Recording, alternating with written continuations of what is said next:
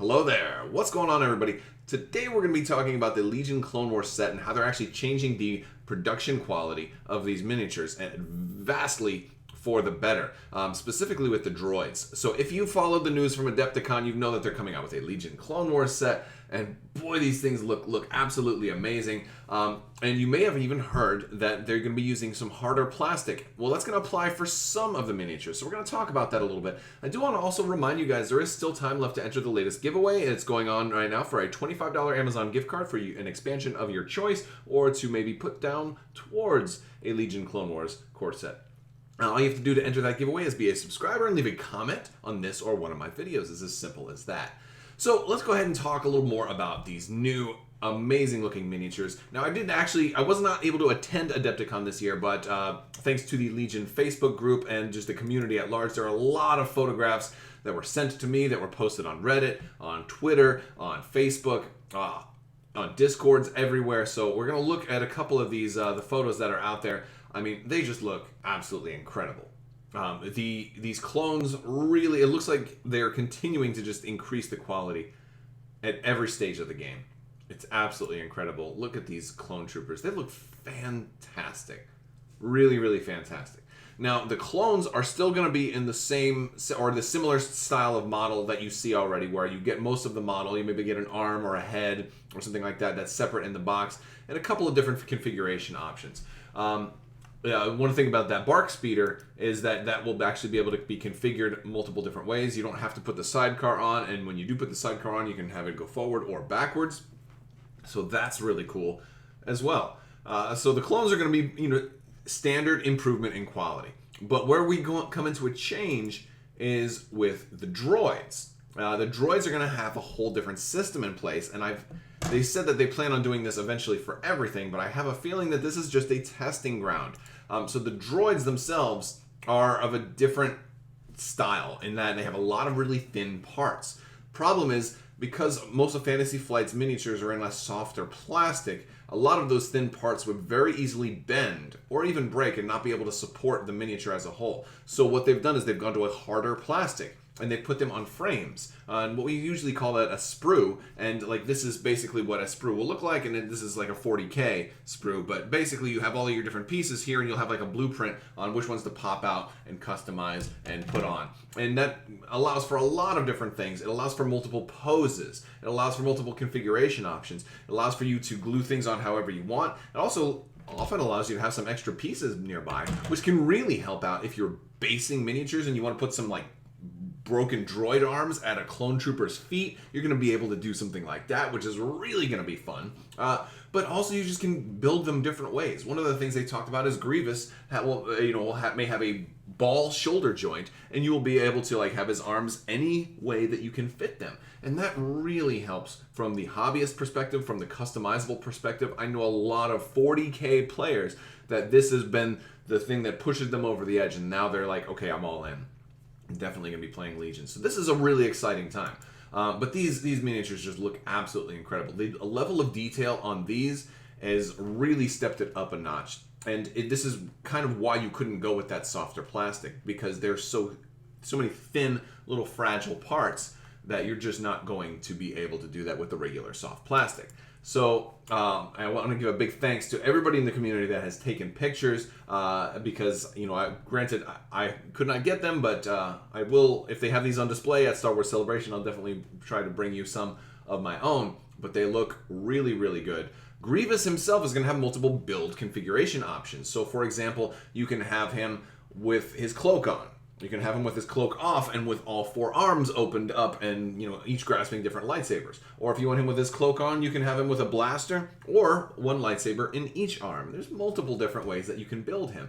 Now, what is likely to happen is you'll get all of your different sprues for Grievous. You'll probably have only one head and maybe only one torso, but maybe multiple sets of arms, multiple, other configuration options. So I don't think you'll be able to build multiple Grievouses, because that's just not usually the way things are done like that. But you will have probably extra Grievous parts left over. Some people might be tempted to try to magnetize the arms so they can swap their Grievous's configuration on the fly. And while that sounds like it might be a really cool idea, I have a feeling you would not really be able to hide those magnets. There's not enough bulk to him. So just based off of what we've seen already, I don't think I would really suggest that very well, because also you may have arms that end up flopping down due to the gravity of them. They may just... But if you've got a spare Grievous, that might be a fun thing to try. However, though, we have a look at one of the sprues that they showed us, and this is for one of the Droidicas. Or at least that's how it appears to be, because that's all, it looks like Droidica parts. And very similar to our 40K sprue, you're going to have to cut those out. There's a couple of tools you will need. You'll need a sprue cutter, or a pair of wire cutters or whatever will work, but a really nice sprue cutter specifically will get you a cleaner and better cut. But for most people, a regular pair of wire cutters will generally suffice. But you want to be really careful when you're cutting these out, especially if you're doing it for the first time, because it is very possible to cut slightly wrong and damage the piece. So be very careful when you do it. But also, when you cut these out, a lot of times there is a little line or a little raised area on the piece that you cut out, and it has to fit into something else. So you'll want to file those down. Now, there are various different tools out there to file down your mold lines, and we'll probably talk about those a little more when this actually comes out, because we'll want to see the quality of this particular type of sprue and how these frames are working, how good the plastic is.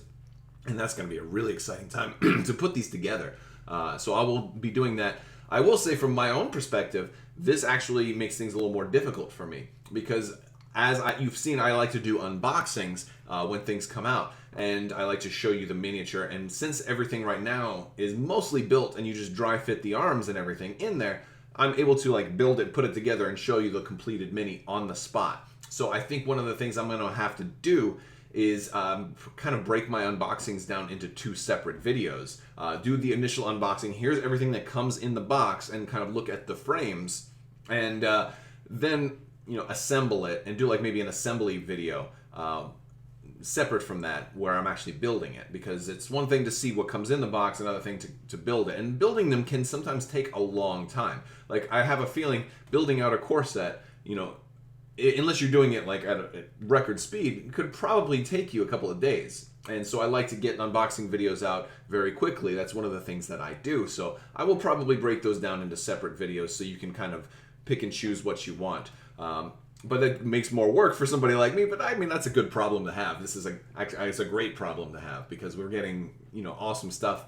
You're going to need to stock up on your glue, though, because you're going to need more glue. That's for sure. I don't think they are going to be dry fitting into each other the way that a lot of the Legion stuff does at this point. So all in all, it's a really exciting time, and as a result, you really get these fantastic looking minis. I as much as I love the Obi-Wan sculpt, I think that Grievous sculpt is by far the best miniature they've ever done. And the battle droids look fantastic as well, and they have so many very, very thin parts. It really makes sense why you couldn't have done it the same old way. This isn't going to be business as usual. Now, what my prediction is that this is going to be a test run. Fantasy Flight said multiple times during the Adepticon panel that they're willing to adapt based on what customers want, things that are very, very successful and sell very well. They'll do more of things like that. And my prediction is, at the end of the day, if people are only playing Republic because the feedback is that the community didn't like having to assemble the droids, then maybe they won't push so hard towards that. And maybe we won't see a sweep over to all hard plastic.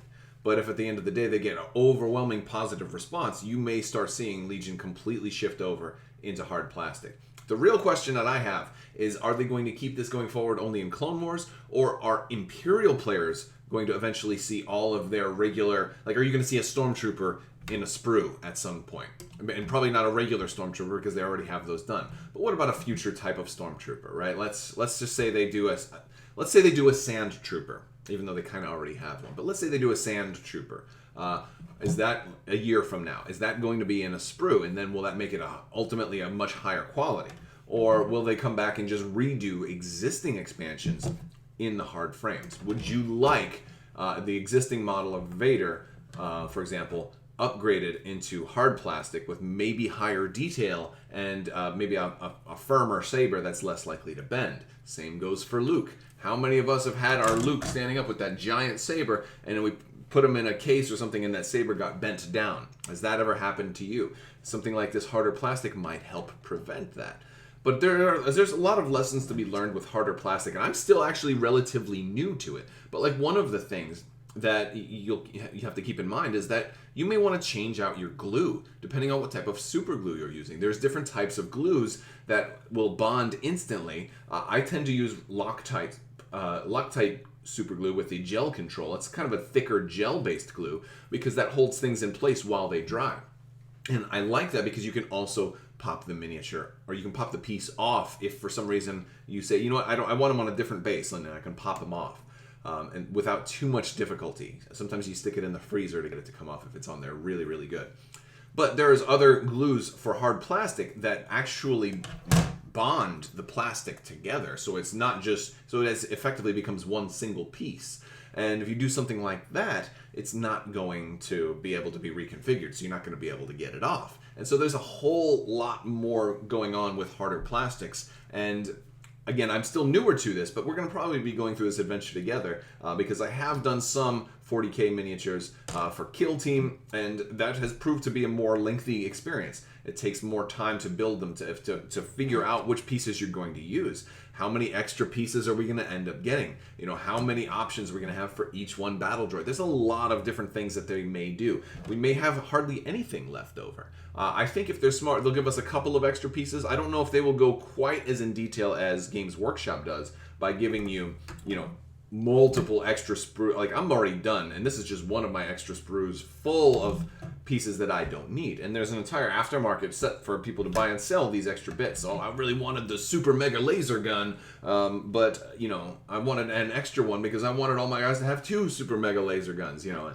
and things like that. So I don't know if we're exactly that far yet, but they're definitely taking a step towards that general direction to appeal to that 40K hobbyist community. And the results look fantastic. So let me know what you guys think in the comments below. Are you excited about this change over to hard plastic, or are you deterred by that? Do you not want to have to glue more pieces together? I'd love to hear from you guys. All right, let me know what you think down in the comments below. If you like this video, go ahead and give it a thumbs up. You can check out Crabbok.com. You can hop in my Discord, say hi over there. And you can also check out all these great, we can check out the Legion Facebook group, the Legion Discord, all of the podcasts and blogs that are out there covering Legion, and everybody that was at Adepticon. Big shout out to 5th Trooper Podcast for their fantastic Legion coverage. It was, as somebody who couldn't go, I definitely appreciated their coverage.